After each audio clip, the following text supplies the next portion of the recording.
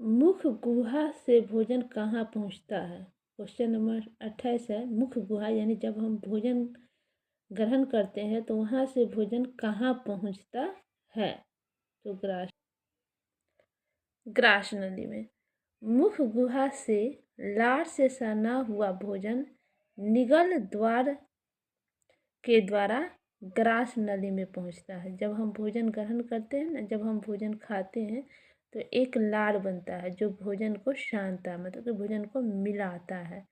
अब वो भोजन, लार से सना हुआ भोजन निगल द्वार के द्वारा, मतलब एक कंठ के द्वारा ग्रास नली में पहुंचता है। भोजन पहुंचते ही ग्रास नाली की दीवार में तरंग की तरह संकुचन, सिकुड़न और शीतलन या फैलाव शुरू हो जाता है। देखिएगा, जब हम लोग भोजन ग्रहण करते हैं तो ग्रास नली थोड़ा सा फैलता है, थोड़ा सा सिकुड़ता है और इसके द्वारा भोजन नीचे नीचे जाता है। तो इस यही लिखा हुआ है कि भोजन पहुंचते ही ग्रास नली की दीवार में तरंग की तरह संकुचन, सिकुड़न और शीतलन या फैलाव शुरू होता है, जिसे हम क्रमाकुंचन भी कहते हैं।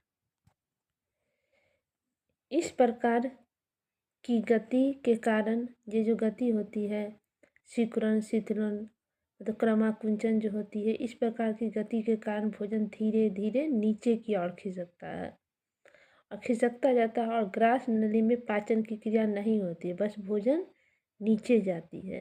ग्रास नली से भोजन अमाशय में पहुंचता है।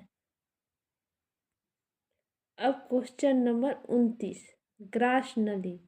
जब हम भोजन मुख गुहा से ग्रहण करते हैं तो लार से सना भोजन ग्रास नली में जाता है ना, वही ग्रास नली की दीवार में तरंग की तरह होने वाली सिकुड़न, फैलाव को क्या कहते हैं?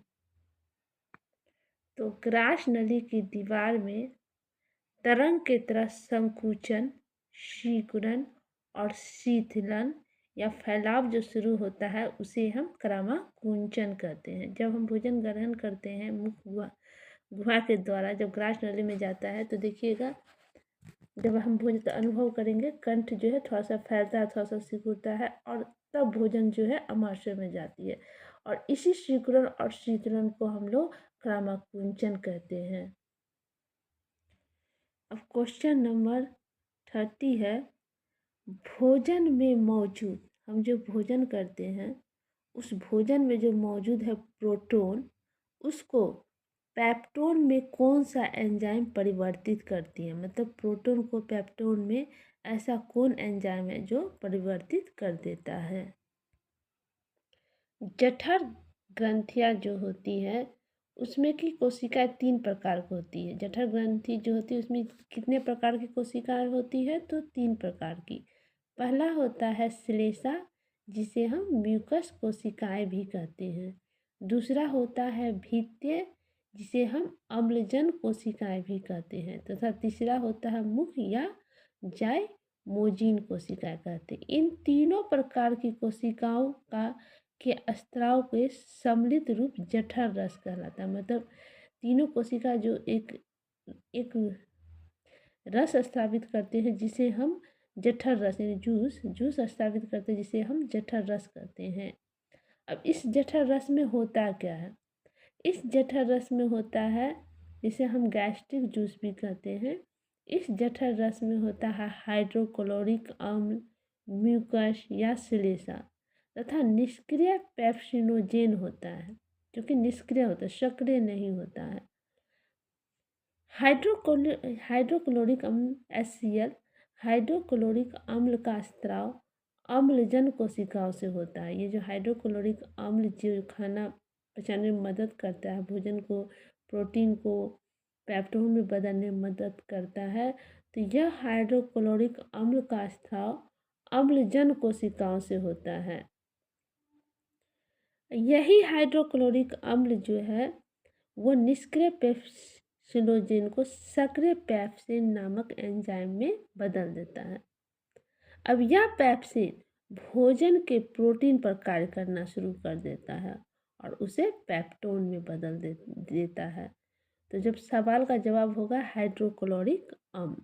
हाइड्रोक्लोरिक अम्ल जो है वो प्रोटीन पे वर्क करता है और उसे पेप्टोन में बदल देता है। हाइड्रोक्लोरिक अम्ल निष्क्रिय पेप्सोजेन को सक्रिय पेप्सिन नामक एंजाइम में बदल देता है और यही पेप्सिन भोजन के प्रोटीन पर कार्य कर उसे पेप्टोन में बदल देता है।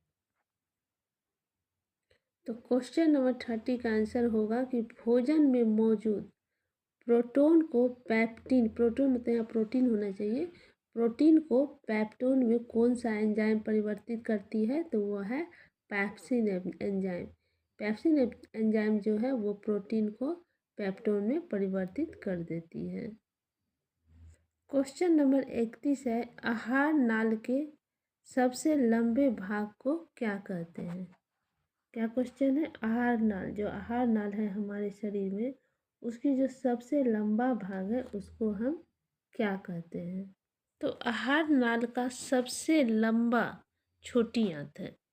छोटी आंत आहार नाल का सबसे लंबा भाग है। यह बेलनाकार रचना है। आहार नाल के इस भाग में पाचन की क्रिया पूर्ण होती है।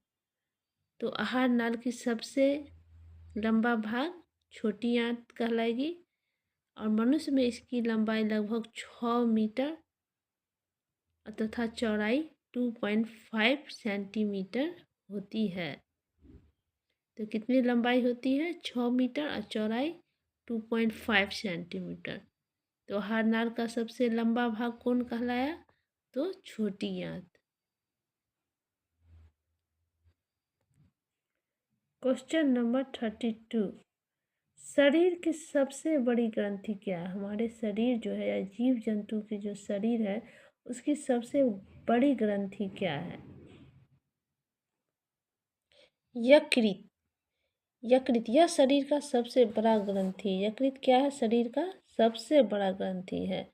इसका भार लगभग 1.5 केजी यानी 1.5 केजी है, जो उदर के यानी पेट के ऊपर दाहिने भाग में अवस्थित यानी कि रहता है। यकृत कोशिकाओं से पित्त का स्त्राव होता है। यही पित्त खाना पचाने में मदद करता है।